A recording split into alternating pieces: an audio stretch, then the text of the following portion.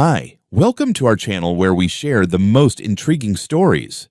When a quiet farmer discovers HOA trucks trespassing on his land, he doesn't call for help, he locks the gates. What starts as a property dispute spirals into sabotage, scandal, and a battle for truth that will shake the entire community. The clock is ticking.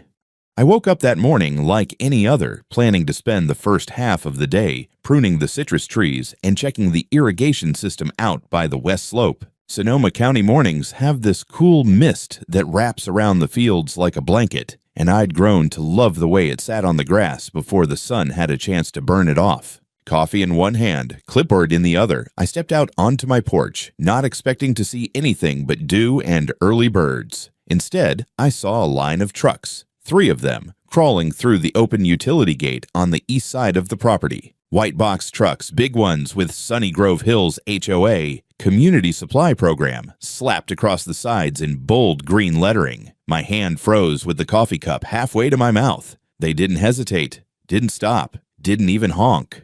They just rolled right in, turned onto the dirt path between the orchard rows, and began parking, one after another, in the clearing near the fig trees. I watched in silence for a moment. I didn't panic. You don't run a ranch this long without learning how to suppress your initial urge to shoot first and ask questions later. But something about the way they moved, like they'd done this before, like they belong there, that set my nerves on edge. My first thought was maybe they got lost or took a wrong turn. But that fantasy evaporated when I saw workers in HOA branded polo shirts hop out and start unloading pallets of produce. I set down my coffee, grabbed my phone, and made my way down to the clearing. "Morning," I said as I approached the first guy, young, probably no older than 20, hauling a box of sweet potatoes like he was stocking shelves at Costco. He barely looked up. "Morning, sir."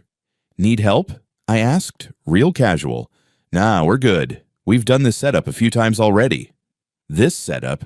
"Yeah, the pop-up point for Sunny Grove. Miss Fleming said we'd be using this space today." He gestured vaguely around the orchard like it was some shared community center. "Miss Fleming," I repeated. "You mean Karen Fleming?" He nodded without missing a beat. "Yeah, the president." I stared at him for a long second, trying to make sure I'd heard right. Then I turned on my heel and walked back up to the house. Didn't say another word. I had no obligation to yell at a kid who was just following orders. I opened my laptop, pulled up the access control dashboard, and locked every gate on the property. The east gate, the one they had driven through, sealed with a metallic clunk. Then I activated perimeter lockdown mode. Anyone still on the inside? They'd be staying until we sorted this out. My phone was already ringing. Caller ID, Karen Fleming. I let it go to voicemail. Instead, I called up my property attorney. Left him a message too, short and sweet. HOA just trespassed. Need confirmation. Enforcement of standing access clause. Charging rate applies. I knew the answer, but I wanted it in writing. Then I picked up the phone and called Karen back. She answered on the second ring.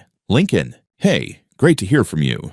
You want to explain why there are 3 HOA trucks on my land right now." "Oh," she said, drawing the word out like it was a surprise birthday party. It's just a temporary arrangement. Our usual distribution site had a hiccup with permits, and we had to improvise. Your land is perfect, flat, accessible, and, well, frankly, underutilized. My land," I said slowly, "is not communal, Karen. It's private, commercially zoned, gated, and posted." I know," she said quickly, "but this is for the community. You're a part of us, aren't you? It's an emergency." "Emergency?" I scoffed. "You didn't even knock." "It was all very last minute. Come on, Lincoln. Do something good for the neighborhood." I took a breath and opened my contract template folder, clicked into the unauthorized use clause, copied the section, and pasted it into an email addressed to her.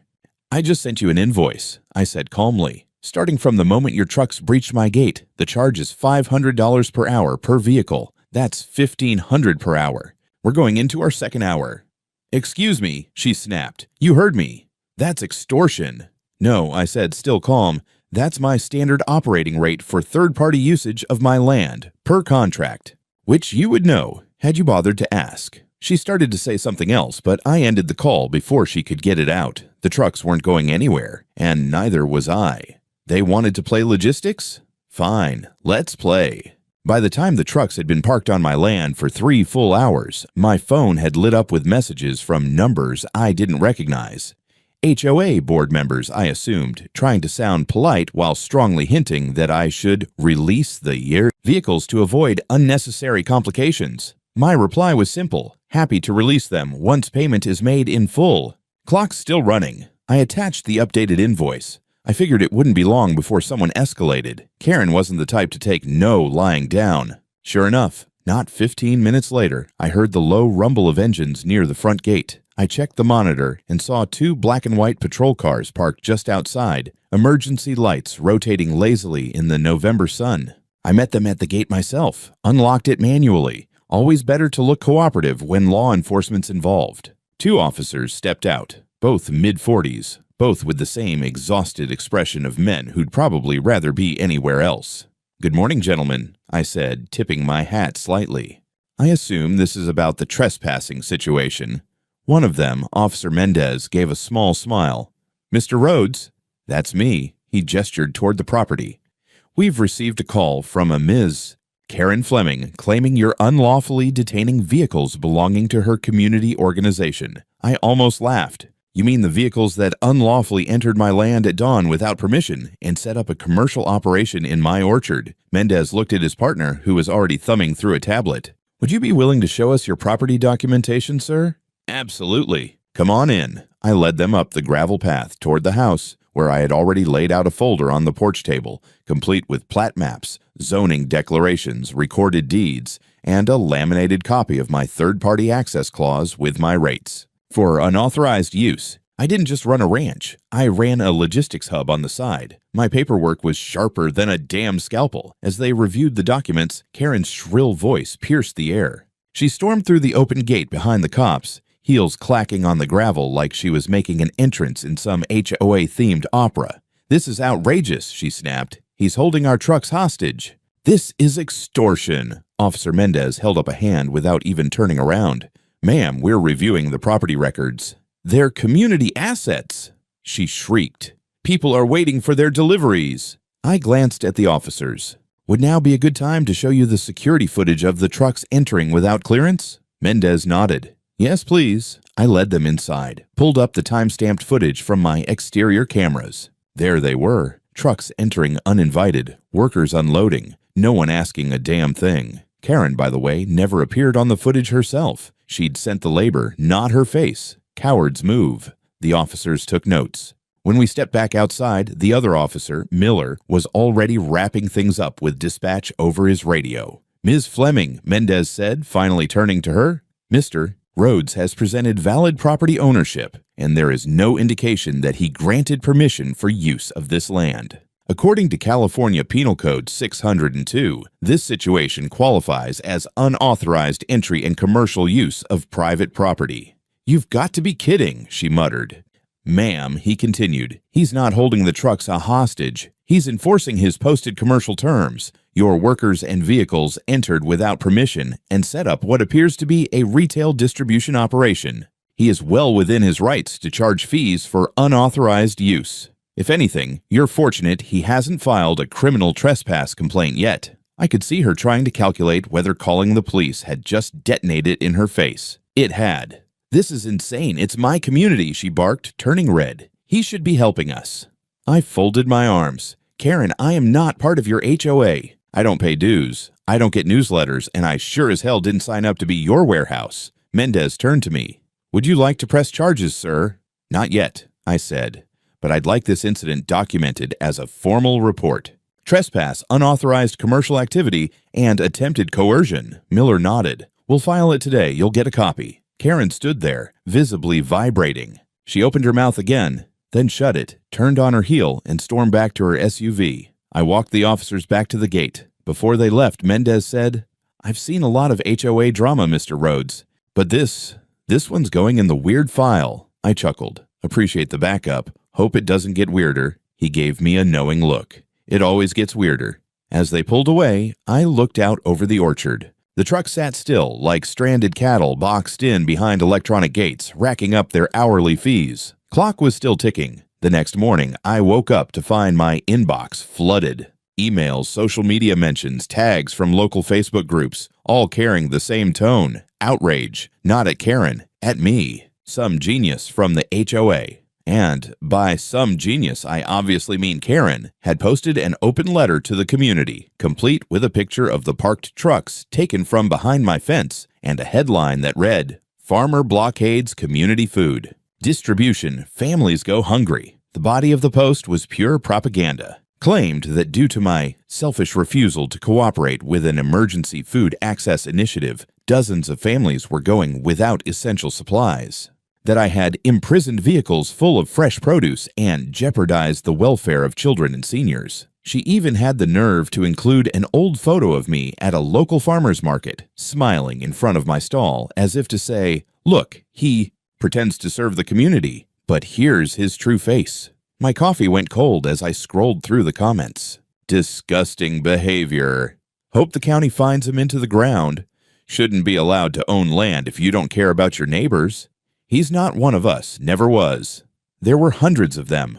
I sat still for a long moment. Then I leaned back in my chair and let out a laugh. Low, bitter, and involuntary. She really thought this would work. Karen Fleming was playing the long game, trying to turn public opinion so thoroughly against me that I'd fold just to get peace back. Hell, it might have worked on someone else, but I had receipts. I spent the next 2 hours building my rebuttal like I was prepping for war. First, I edited together a video montage using footage from my security cameras. The trucks rolling in uninvited, the unloading, the workers casually strolling around like they own the place. Overlaid GPS data pulled from the truck's own telematics, which I had access to thanks to their telematics pinging a nearby farm tower. Then I recorded a short piece to camera. No dramatics, just me in front of the orchard in boots and flannel. My name is Lincoln Rhodes. I'm the owner of this land, not a part of any HOA, not beholden to their leadership. Yesterday, without notice or permission, 3 vehicles from the Sunny Grove Hills HOA illegally entered my property and set up commercial operations.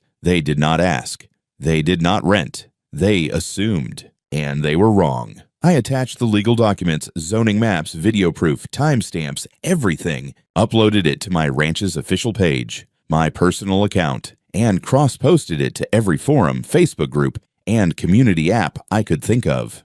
I titled it simply, HOA Trespasses, Cries Foul When Caught. Then I waited. It took about an hour before the comments started shifting. Wait, so they just drove in without asking? Why are they using private land for this? Not cool, Karen. This doesn't look like an emergency. This guy has everything documented. She really thought he wouldn't clap back. A few hours later, the first whistleblower popped up in the comments under Karen's original post. Username, Sunny Citizen. They wrote, "This wasn't an emergency. The original site fell through weeks ago, and she refused to pay for a permit elsewhere. She said she'd find someone dumb enough not to fight back. Guess she miscalculated." The comment exploded. People started asking questions. More anonymous accounts started hinting that this wasn't the first time Karen had repurposed other people's assets for HOA initiatives. Then came the DMs. One was from a local bakery owner who said Karen had once tried to commandeer their delivery bay during a HOA arts and crafts pop-up. Another from a guy who used to manage HOA vendor contracts said he'd seen some shady stuff, hinted that someone in the logistics pipeline was related to Karen. By sunset, Karen's post had more laugh reacts than likes. The HOA issued a neutral-sounding statement. "We are looking into the details of a misunderstanding involving logistics and community access and hope to reach a resolution soon. Translation, we're panicking." I sat on my porch that night with a tumbler of bourbon and a long view of the idle trucks still boxed into my orchard. They weren't going anywhere. And now, neither was the truth. The clock kept ticking. It was around 2 in the morning when the alarm tripped. I was dead asleep, but my security system doesn't ask politely. It screams. The motion sensor near the compost pile caught something, and the high-frequency outdoor alarm kicked in immediately. I jolted awake, heart pounding like a war drum, and scrambled to the monitor in my office, bare feet cold against the floor. There, in grainy black and white, was a figure in a dark hoodie moving toward the compost heap. They were carrying something, small canister, maybe a bottle, and crouched low, pouring it around like it was gasoline, and then they lit it. The flame didn't roar. It sizzled. The top layer of dry mulch caught quickly, sending up thick, oily smoke into the cold night air. Whoever it was didn't stick around to admire their work. They bolted the second it flared, but not fast enough. My front driveway cam caught them at just the right angle. It was Karen, hood down, ponytail swinging, unmistakable walk like she was storming out of a PTA meeting. I hit the fire suppression system manually and sprinted out the back door with an extinguisher. By the time I got there, the smoke was thick, but the fire hadn't spread. It was more of a statement than an actual arson attempt, a message, not a torch job. I put it out in under 5 minutes, but the smell, lingering, sharp, chemical, obvious. I didn't even need to think. I called it in. By 4 a.m., a deputy from the county sheriff's office was on my property, flashlight sweeping across the charred compost, asking polite but increasingly concerned questions. I showed him the footage. He watched it twice. No commentary, just a slow shake of the head. She really thought this wouldn't leave a trail. She thought I wouldn't press. I said, "We'll file this under attempted vandalism," he told me, "and possibly illegal dumping of hazardous material. We'll start a report." That would have been enough for one night, but Karen wasn't done. At 9:15 a.m. sharp, a fire inspector showed up, unannounced.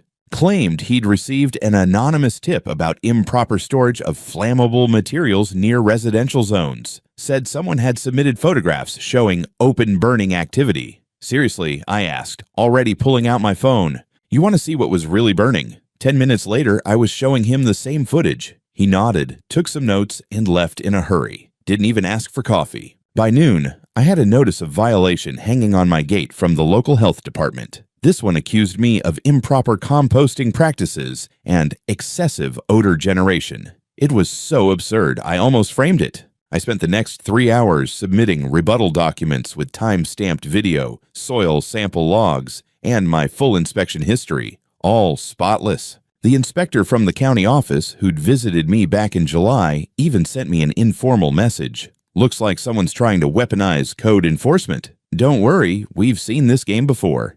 But I was tired of defense, so I went on offense. That evening, I got another message from Sunny Citizen. This time, it was a zip file. Inside, internal HOA emails, drafted by Karen. Some were frantic, her complaining that the trucks were still trapped, blaming her logistics team. Others were more damning. One showed her writing, "I told you roads would cave. We've used his land before, and he never raised a stink. He's bluffing."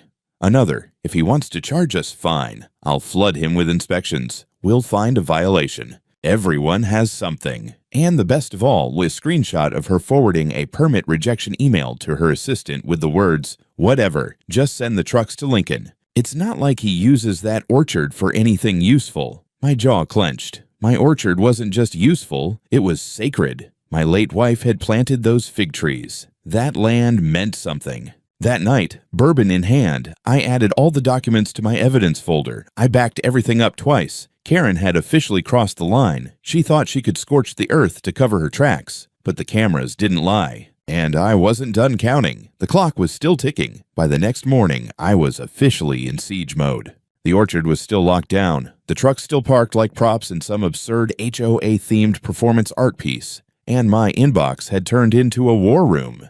Between legal updates from my attorney, messages from other local business owners suddenly eager to share their horror stories about Karen, and an ever-growing stream of community gossip, I barely had time to finish my breakfast. Then I got the message that changed everything. It was from a private email, no name, just a burner Gmail address and the subject line, "I want her gone. Let's talk." The message was short. "You don't know me yet, but I know Karen. I've been on the HOA board for 5 years. I've seen the rot from the inside. I have documents, votes, private memos. She's been threatening the board, bullying dissent, and funneling contracts to her family. I can prove it. But I won't go public until I know you're serious. Meet me. Discretion required." He signed it only with a name, David C. I sat back in my chair and exhaled slowly. David C. The name rang a bell. He was one of the quieter HOA board members. Didn't say much during the few community forums I'd tuned into, which usually featured Karen holding court like a suburban tyrant. I remembered he used to work in military intelligence, had 2 kids, and kept mostly to himself. Apparently, he'd had enough. I agreed to meet him at a quiet diner off Route 12, the kind of place where truckers outnumber tourists and nobody asks questions. He showed up in a ball cap and windbreaker, sat down across from me like we were old war buddies. "Thanks for coming," he said. "You were the one feeding me those emails." He nodded once. "Sunny citizen," I chuckled. "You were bold." I was careful. Karen has eyes everywhere. She's used the HOA like a private army for years. She controls the vote, the committees, the money, and now she's getting reckless, sending trucks onto your land without permission. That was desperate. "And the fire?" I asked. His jaw tightened. "I heard. I didn't think she'd go that far." "She's spiraling," I said. "She's cornered," he corrected. "And she knows it." Then he handed me a flash drive and a folder. Real paper, stapled and highlighted. Inside, a full vote log showing how Karen overrode protocol to authorize the supply drop site switch. She never notified the full board. She forged a vote count. Multiple internal messages showed her threatening to remove members who opposed her. One email was just a screenshot of a zoning rejection with the words, "I'm done waiting for permission. We'll use roads. If he fights back, we crush him." And then the kicker, a contract between the HOA and a logistics firm called Green Path Freight, signed by Karen herself, registered to a P.O. box in Nebraska. Her nephew, David said. He doesn't even live in California. It's a shell. She's been skimming off supply runs for over a year. "Why now?" I asked. "Why bring this to me?" "Because you did what the rest of us were too afraid to do. Say no. Publicly. With teeth. You've got momentum, and I'm sick of serving under a tyrant who acts like she's queen of cul-de-sacs." I sat with that for a minute. "You want her out?" I asked. "I want her finished," he said. "But we do it clean, legal, transparent. We call a board vote. I've got the numbers, barely, but with your evidence and the public backlash, she won't survive it." He paused, then added, "But I'm not going public until I know you're not going to let this fade." I looked him in the eye. "She tried to burn my land and slandered me in front of the whole damn county. I'm not going anywhere." David nodded once and stood up. "Then we're aligned." We parted without a handshake. Too risky. That evening, I forwarded the entire packet to my lawyer. Told him to prepare an amended civil complaint, now with claims of fraud, forgery, and conspiracy to commit unlawful entry. I also shared everything with a journalist I knew at the Sonoma Press-Gazette. Off the record. For now. I wanted her primed. When this went public, it was going to explode. And the best part? The trucks were still trapped. Every hour the bill climbed, clocks still ticking. Courtrooms are strange places, sterile beige, humming with quiet tension. On the outside, they look like any other government building, but inside, they're arenas. And on that morning, I walked into mine with a full arsenal. The case was officially titled Rhodes vs. Sunny Grove Hills HOA et al. My attorney called it a straightforward property rights dispute, but we both knew it was a powder keg wrapped in a legal proceeding. Karen arrived late, of course. Clicked in through the back doors like she was making a grand entrance, flanked by two attorneys in charcoal suits and that smug expression she'd patented over the years. The one that said, "This is beneath me, but I'm here anyway." She didn't look at me as she passed. Probably couldn't. The judge was a stern woman in her 60s. Sharp, no nonsense. She glanced through the case file like she was speed reading a menu, then looked up and said, "Let's begin." My lawyer opened with the basics. Clear property lines, confirmed zoning, no shared community agreements, and proof that I was not and had never been under the jurisdiction of Sunny Grove Hills HOA. Then came the evidence. We showed footage of the trucks rolling through my gates without permission, time-stamped, high resolution, no audio needed. We presented GPS records verifying the exact paths the trucks took to reach my land. Pulled from public fleet records. Then we dropped the real hammer, the footage of Karen, hooded and alone, setting fire to my compost pile like a low-budget eco-terrorist. The courtroom went quiet when that clip played. You could have heard a fly land on the bench. Karen's lawyer objected, irrelevant to the civil matter, but the judge allowed it, noting that it demonstrated potential motive, pattern of retaliation, and character conduct. Karen didn't blink, but her jaw clenched so tight I thought her teeth might crack. Then came the emails, the ones David had handed me. My attorney narrated them like a prosecutor reading confessions. Her admission that she used my land without permission, the threats to board members, the plan to crush opposition, the logistics contracts awarded to her out-of-state nephews, company, shell game, fraud, coercion. We laid it all bare. Karen's lawyers tried to pivot, claim it was all a misunderstanding, that she'd been forced into quick decisions due to logistical constraints. But the judge wasn't buying it. She interrupted one of their longer monologues with, "Your client committed multiple violations of property law, lied to her own board, and retaliated with malicious intent. This isn't a misunderstanding. This is a pattern."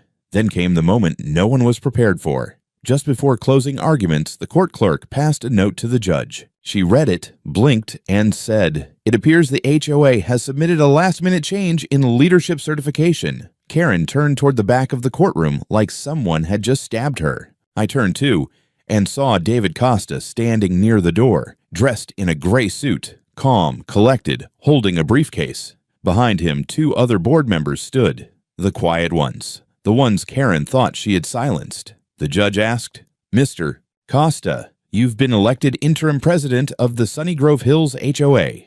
He nodded. "Yes, Your Honor, by board vote this morning. The previous president was removed for cause, effective immediately." Karen's mouth opened. Nothing came out. David handed the judge a certified statement, notarized and stamped. The judge glanced through it, nodded, and said, "Then this court recognizes the change. Mr. Costa, are you here in an official capacity?" "I am," he said. "And I'd like to confirm that we are withdrawing any claims of right to Mr. Rhodes's land. Furthermore, we acknowledge our organization's trespass and misuse of property, and we intend to comply fully with the court's ruling."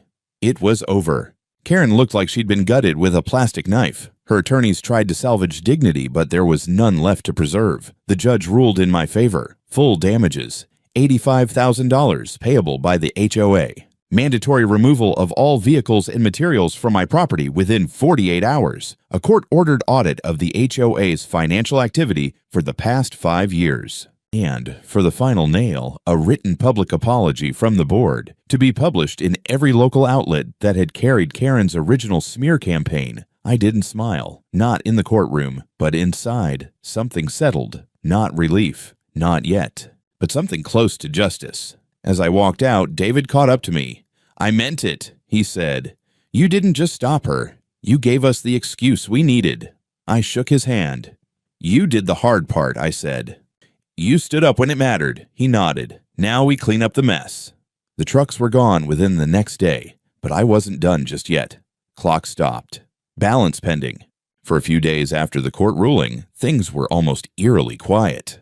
The trucks vanished from my orchard like they'd never been there. The grass still scarred where their tires had sunk into soft soil, but otherwise it was as if the whole mess had evaporated. No more HOA messages, no Karen sightings, no angry neighbors protesting at my gates. But silence like that never lasts. It started with a knock on my office door, not the house, not the porch, but the actual barn-style building I used to manage the storage and shipping side of the ranch. Only people with serious business come there. I opened it to find a county investigator and a representative from the state attorney's office. Not agents, not suits, just tired civil servants who clearly knew they were sitting on something radioactive. "We're conducting a preliminary inquiry into financial irregularities involving Sunny Grove Hills HOA," one of them said. "We understand you may have relevant evidence." I handed them the drive. Emails, contract copies, GPS logs, and the original statement from David about the fraudulent logistics contracts,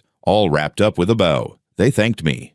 Didn't say much else. But I recognized the look. It was the same one the officers wore when they first arrived on my land. This is going to get ugly. The very next day, the Sonoma Press-Gazette published the headline, "HOA President Under Criminal Investigation After Fraud Claims and Arson Attempt." The article didn't hold back. It detailed the fire incident. It explained the illegal use of my land. It named her nephew's shell company and included quotes from anonymous board members about her iron-fisted tactics and misuse of authority. It even mentioned that she had allegedly forged internal votes, a crime that, under California HOA statutes, could be prosecuted as fraudulent governance conduct. Karen's photo, taken during one of her smug HOA pressers from last year, was now plastered above a subheadline that read, "The Queen of Cul-de-sacs may be headed for court." The fallout was swift. Residents began showing up at board meetings, livid. Videos surfaced online of them yelling, holding signs that said, "We are not your kingdom," and "Where's our money, Karen?" David, bless him, kept his cool. He promised transparency, opened up the books, brought in a third-party auditor, and started issuing refunds to members who'd been overcharged under Karen's various community initiatives. But Karen herself? She disappeared, vanished from public life entirely until she was arrested. 3 weeks after the ruling, Karen Fleming was taken into custody on charges of HOA fund misappropriation, fraudulently awarding contracts to a family-owned company, obstruction of internal board procedures, and attempted destruction of property. Bail was posted, but the damage was done. She lost her home in the neighborhood she once ruled. Her nephew's company was delisted from the HOA's vendor registry. Her name was scrubbed from every Sunnygrove page like it had never existed. I didn't gloat, not publicly, but when I passed the now quiet HOA office during a supply run to town, I did tip my hat to the empty parking lot. It felt earned. A few days later, David came by the ranch with a bottle of wine. Not cheap stuff either. We sat under the pergola near the fig trees, where this whole mess had started. "We're rebuilding," he said. "Boards being restructured. We're putting in transparency bylaws. No more unchecked presidents. Ever." "Good," I said. "Maybe it'll become something people can actually trust." "We couldn't have done it without you." I shook my head. "You would have found a way. I just gave you a match." He smiled. "No, Karen gave us the fire. You gave us the burn notice." As the sun set over the hills, I finally let the tension out of my shoulders. The orchard was mine again. Quiet, whole. No trucks, no trespassers. No HOA empires bleeding through the fence line. Just soil, trees, and silence. But I wasn't done yet. One more move to make. A month later, everything was green again. The grass where the trucks had rutted through finally took hold, thanks to aggressive reseeding, warm weather, and a stubborn refusal to let Karen's mess leave scars. The fig trees were back to stretching properly under the winter sun, and the irrigation lines hummed like a sleeping giant just under the dirt. Peace didn't come all at once. It settled in slowly, like fog rolling down the hill at dawn. And I made one final change. It was a metal sign, custom forged, painted matte black with raised white lettering. I bolted it to the gatepost by the east access road, the same gate the HOA trucks had invaded through that morning when this all began. It read, "Private property not affiliated with any HOA. Trespassing includes vehicles. Unauthorized parking will be invoiced immediately." Below that, "Clock starts when you enter." It wasn't just a warning. It was a damn line in the sand. But that wasn't the only shift. Inspired by the chaos, and maybe out of a small, stubborn sense of spite, I expanded the ranch's operations. I opened a public-facing farm stand on Saturdays and Sundays, not under any HOA regulation, not tied to Sunnygrove, just clean produce, handmade goods, local vendors. Word spread fast. The first weekend, we had maybe 50 people. The second, it was 200. By the end of the month, there were rows of parked cars along the edge of the property, and I had to set up extra shade tents near the orchard. No politics, no boards. Just neighbors trading cash and conversation for food that wasn't shipped through some shadowy nephew-run logistics company. I never once mentioned Karen. I didn't need to. She'd become a ghost in the community, a cautionary tale that slipped through the hedges when people gossiped at backyard barbecues. The HOA, under David's hand, was recovering. New rules, new audits, a lot more apologies than announcements these days. But as for me, I finally got back to farming. Not just land, but peace. I fixed up the old grape press near the barn, planted an extra row of mandarins by the southern fence, rebuilt the little pond the trucks had splashed mud through. Nothing dramatic, just acts of quiet reclamation. And every once in a while, someone would stop by the stand and ask, "Hey, weren't you the guy who—" I'd smile. "Nope," I'd say, "I'm just the guy who grows figs." But when I walked past that gate, the east gate, the one with the scars, I always slowed down and looked at the camera, because the truth is, you never know what's coming through it next. But you can be damn sure it knows what it's walking into.